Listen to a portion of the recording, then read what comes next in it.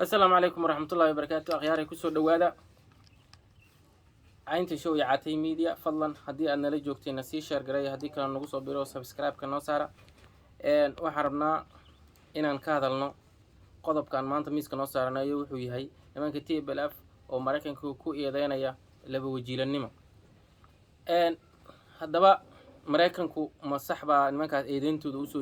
لوجيدين يا مريكان كأي إن لبوجيل يليهن aan dib u kacno oo taariikhda aan dib u raacno aan dhaqaaqno ilaa iyo xilligii maaragtaa dawladda dhexe 77 sidaas la mid ah ninkii la yiraahdo Maxamed Siyaad Barre dawladda dhexe ninkii hogaaminayay dalkeena madaxweynaha ka ahaa wuxuu ku eedeeyay nimanka la yiraahdo Mareykanka laba wajiilanimo kadib markii uu dalka uu ka saaray nimankii reer bariga ahaa ee Ruushka horkacayo Warsaw Mareykanka asagoo marka hore islaha nimankan meesha ayaga ku bedeli doona sida hubka tasiilaadka kale dhismayaasha waxyaalaha oo u sameyn jiray dawladda Soomaaliya ee midiga maaragtaa Suufiyiintii maadaama ay ka tirsaneed Ruushka asagoo Mareykanka niyada ku hay in loo bedeli doono arinta oo Mareykan booskaas u gali doono ayaa waxa dhacday in Mareykanka meeshii laga doonayo la rabay in loo booskaas u galaan ayuu Mareykankii uu ka soo bixi waayay ballankii sidoo ahaa tusaale ahaan Mareykankii saraakiisha ay soo direen ee qaabilsanaa ciidamada cirka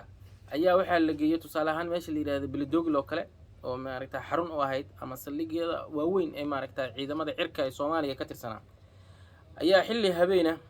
ayaa la geeyay sarkaal ka socda maaragtaa wasaaradda gaashaandhigga ee Mareykanka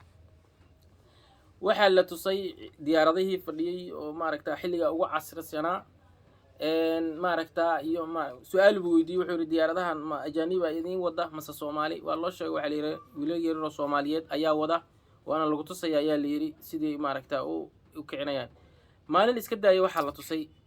habeen in diyaaradda inta la kiciyay xilli sida doonto inta loo maaragtaa loo waday hadana la soo dajiyay Mareykan markuu halkaas maraya ayuu hadal ku yiri saraakiishii wada Soomaalida ahaa wuxuu yiri meesha linkugu talagalay waad dhaafteen oo ula jeeday Ruushka ayaa idin dhaafsiyay maadaama dawlad Afrikaan ahaatiin waliba dawlad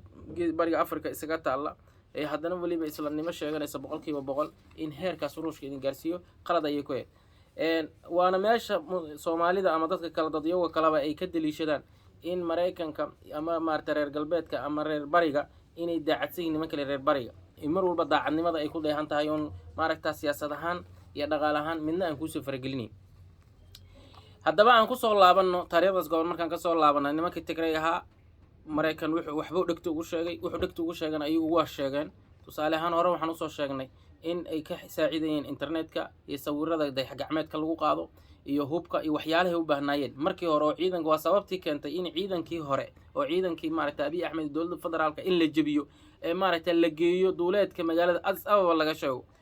iyadoo sidaas la mid ah waliba warbaahinta lagu kabayo oo maaragtaa CNN ka sheegayeen BBC-da in barnaamijka ay joogaan oo 20 kilomitir waxaan dhameen maaragtaa loo jiro waxa soo dhan maaragtaa waxyaalihii kale oo loogu talagalay sida maaragtaa in ka saacidaan maadaama doorkii TPLF ay ka soo baxeen waxa halkaas ku baaqday doorka ay lahaayeen ciidanka Mareykanka tusaale ahaan wax qorshaha ciidanka maaragtaa loo yaqaano Africom oo bariga Afrika dalalka Afrika ama qaaradda Afrika ka howlgalay Mareykanka hoostaga inay ciidankaas ay maaragtaa ku tagaan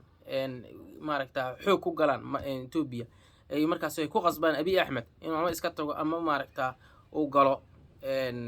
wada hadal lagu heshiisiinayo ay Tigray iyo dawladda dhexe Mareykan waa ka baaqsaday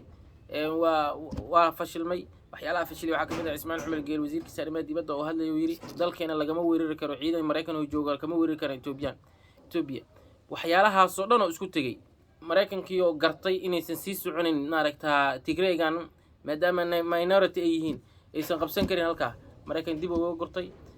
maaragtaa Tigraygiina hadda yartaan ayay aflabadii dhawaaqayaan ay leeyihiin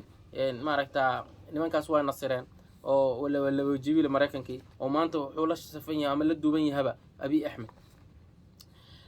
maaragtaa laba wajiilnimadii nimanka saas ayay maanta ay ka maraysaa Tigraygiina waxa la sii marsinayaa magaaladoodii xuduudoodii ama maqalla in laga sii qabsado qaarkoodna meelo ayay ku go'doonsan yihiin oo wadadii dheereed oo sii galaysa xataa waa la qabsaday khiyaaray mar kale waxaan ka codsanaynaa inaad nagu soo biirtaan haddii aad nala joogtayna inaad sii share gareysaan. Assalaamu calaykum waraxmatullaahi wabarakaatuh.